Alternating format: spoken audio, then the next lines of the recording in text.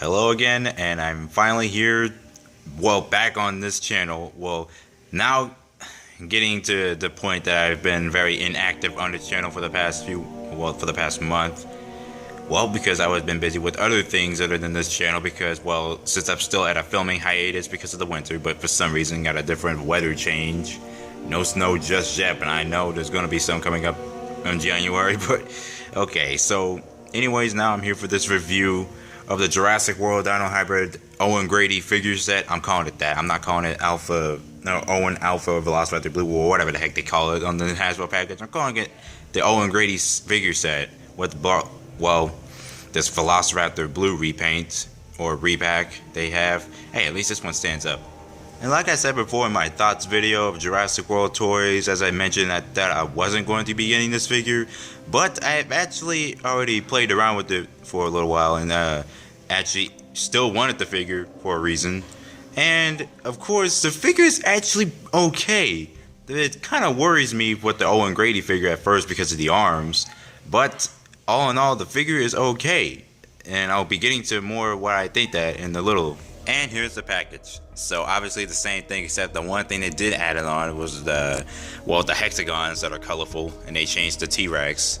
Well, same T-Rex, but just the hexagons are in the, and well, hexagons make it look like the new Dino Hybrid thing. I'm not gonna go over that much on the package.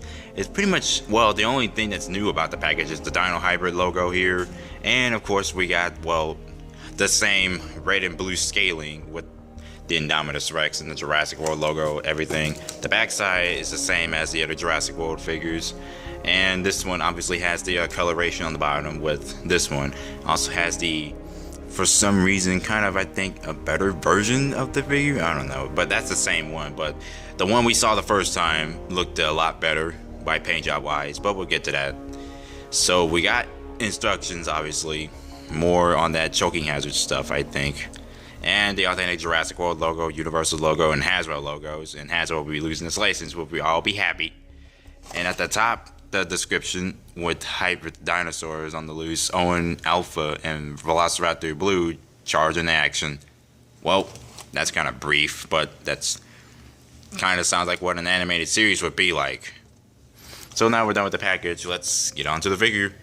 Now here's the close-up starting with Owen Grady.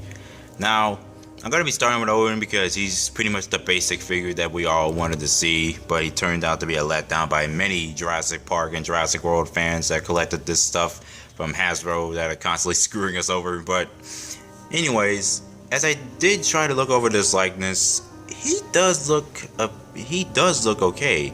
I mean, the paint job on his eyes are good, but the beard though is a problem. If you can see, it's kind of like they tried to do the same thing that what they did with the Indiana Jones figures, but they didn't shade it in perfectly. They kind of have a paint dab on his face now, look like they had smeared a little bit of chocolate on his face. But that's pretty much what it is. But his head sculpt does look okay, but it does look better the first time I saw it. But this one looks actually sort of like Chris Pratt. I think so, but that's just me. He looks okay. And he does have some well, the light brown on his hair, trying to be like, well, he could have just stuck with one color instead of trying to add more and more to it. But I think there's a lot of like this orange shading around his forehead. I don't know what that was for, but his eyes are painted very well. I do like that. And as we go down, we get the brief detail that they add in all these Jurassic World figures like they usually do now. They scale down details and sort of kind of not that hard to see. But although, one thing that does kind of puzzles me about the paint job on his undershirt is that it's this light blue, or sort of a light blue, but that's kind of strange really because his color, I think, is really a darker color when I saw this movie, and when I made my custom figure, and I'll be giving the comparison to that in a little while. And all in all, I do like the paint job. I do like the way this actually does look. It looks like one of those figures that you can see in the 90s, except they added the ball joints on the shoulders. And of course, these shoulders, or the elbows here. Sorry. The elbows, the ball joints, kind of, well, I'll get over that articulation in a little while. And as we go down, we see you got the pants. They're not blue colored, they're a little bit in the gray color. And there's the shoes. And there's the year when this was made in, which was last year. I thought this was made this year when they released it, but we're gonna go with that. And another thing I do want to take a look at is his gun. Now the gun is pretty much the most accurate thing on this set. It actually looks like the weapon that Owen Grady or Chris Pratt used in the film. No comment needed. This is actually pretty accurate and it looks pretty cool. And he can easily remove it. It does fit on his hand well, so I'm just gonna take it off real quick before he falls down. Okay. So I'm gonna go over the articulation. He's obviously got this head turn, but I actually found out that the neck is a ball joint. Ooh, dropped the figure. Got it. Okay.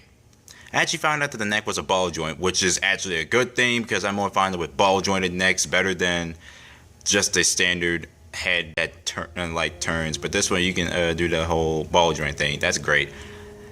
I'm actually fond of the ball joints more. And we got the elbows. Now, kind of hard doing this with the phone.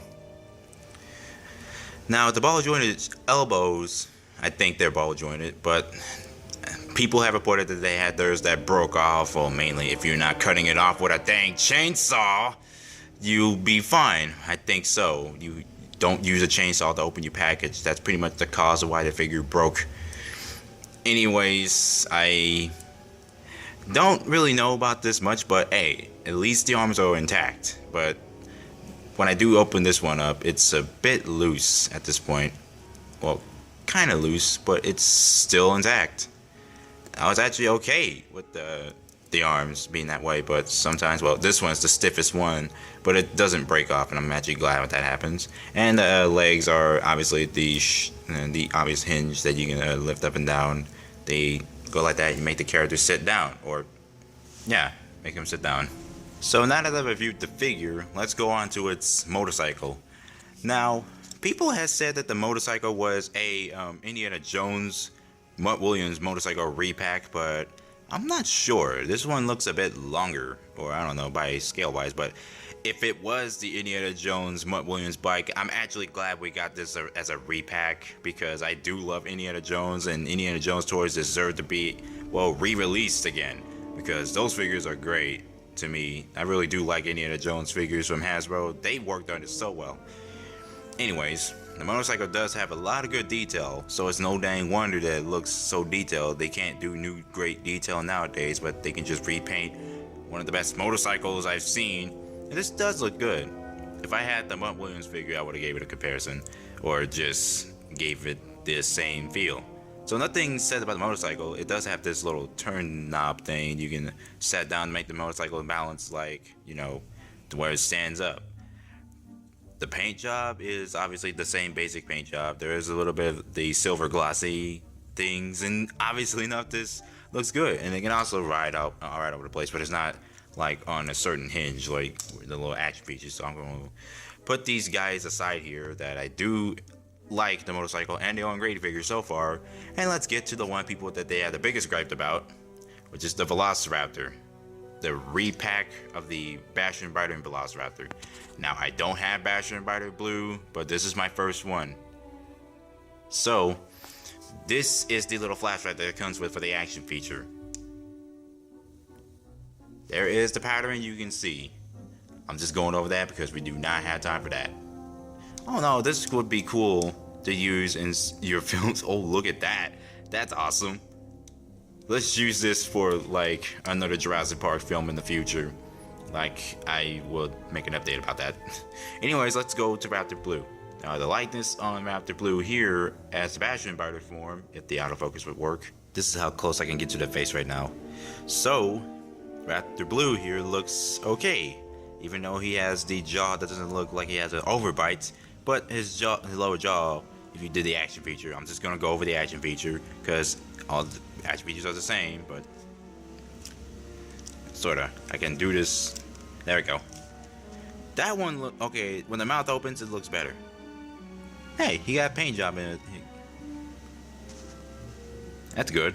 Okay, back to that. So obviously he does got a fair amount of detail on his face, and his camera here is not light up red.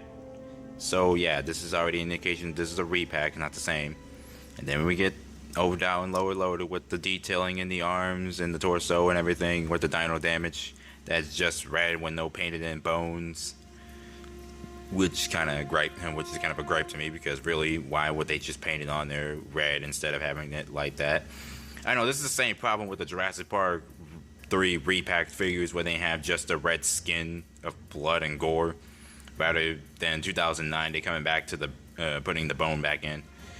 Anyways, now we got the Jurassic World logo, which is already a great logo to be adding into these figures. And then we get down with his toe claws. Yeah, we know. And then the feet are not warped, which is a good thing, because I already heard that the original one had warped feet and that this one was a bit higher up. And the paint job all around, it's basically the same thing that we've seen in the other one, but except the shading is kind of weak. And the tail, it kind of looks the same as the Growler Blue, which I'll get another comparison. As I turn over, you see like at least 3 screw holes. Yeah, 3. Or, yeah, just 3 screw holes. But this side looks a lot more accurate. He's got the blue streak on his, black streak on his eye. It's around here, but for some reason they didn't add that on this one. And they did the same thing with the Raptor Blue figure from the Growlers lines, but I'll get to reviewing or comparing that one. So this is it for this figure. He looks okay, and I do like the Bash and Biter Blue so far, especially if he had his mouth open, so that looks good. So now, let's get to comparison. So first, we're going to start off by bringing everybody's fan favorite of the Jurassic Park toy line, Alan Grant from Kenner. Obviously enough, he almost just reaches about that point to its, well, let's see, almost around that area, but this is 5 inches, he's 4 inches. 3 3/4 inch figures are still my favorite to this point. So, that was look okay at the scaling, but it looks fine to me. So now, we got that out the way. Next one I'm going to get out is my favorite Jurassic Park 3 Alan Grant figure. And they're both good in scale, except Owen is still a bit taller. Still like this figure. Well, both of them together would be a great Jurassic Park toy film to be working on if you had this Alan Grant figure. So, yeah. And last, let's look at my original Owen Grady figure compared to the new Owen Grady we released in 2016, or for Hasbro they released. So, let's just say my old Owen Grady figure still looks better though by comparison. I don't know, it's just a Han Solo body compared to it. But I do like the new Owen Grady figure just by proportion in the head sculpt. But I always thought that this one looks a bit like Chris Pratt at this point. I honestly think this head sculpt would look a lot better for Owen Grady at the time. So the only accurate thing I do got down is, well, is that he does look a bit like Owen Grady at this point, especially with the shirt, with the darker color. Sorry for that mishap. So the shirt is a darker color, but with the shirt here, it's pretty much a lighter color, but it matches the original Owen Grady that I was going to be intending to paint on with this figure. And I do have a video of that, and I will show you, well, in the description, because obviously enough, that the way the figure still looked, or in an annotation on the top, I'll go and show that the fact that I originally had intended to make the shirt look like that color. But I'd still like my original Owen Grady, so I'm not going to give it away. This is still my still one of my favorite custom figures I ever made, and I'll still keep the new Owen Grady, so I'm gonna stick with that. And of course, let's get to comparing Raptor Blue. Comparing Raptor Blue to the Growler's Raptor Blue, let's just say Growler's Raptor Blue, excuse me. Compared to, well, the Bash and Biter one, this one has a lot more detail, and I still love this one better compared to this one. Even though, let's just say I do like both figures, but this one has less detail, but he's more proportional in size. This one is oversized, which is a gripe that I do have with the figure. And of course, he does have the dino damage. That's obviously the, well, glowing dino damage still, which I do find that good, or okay. But this one doesn't really have anything to it, but he has that action feature and the sculpted on harness. And of course, there it is. That's pretty much this review of the Jurassic World Dino Hybrid Owen Grady figure set. So apparently my rating for this figure, I'm going to get at least a 6.5 out of 10. The figure does have a lot of flaws that I would like to point out, but the flaws are mainly into the fact that most things are repacked. But those flaws do make up for the fact that this is still an Indiana Jones bike that I still like. Indiana Jones. The Owen Grady figure is okay, but I'm glad the arms didn't break off. And the Raptor figure does look okay. It's just the fact that it's just a repack. And of course I'm using that flashlight as a support for Owen's bike because he can't stand upright. And I do like the gun. The gun's the best part of the entire set, other than the Owen Grady figure.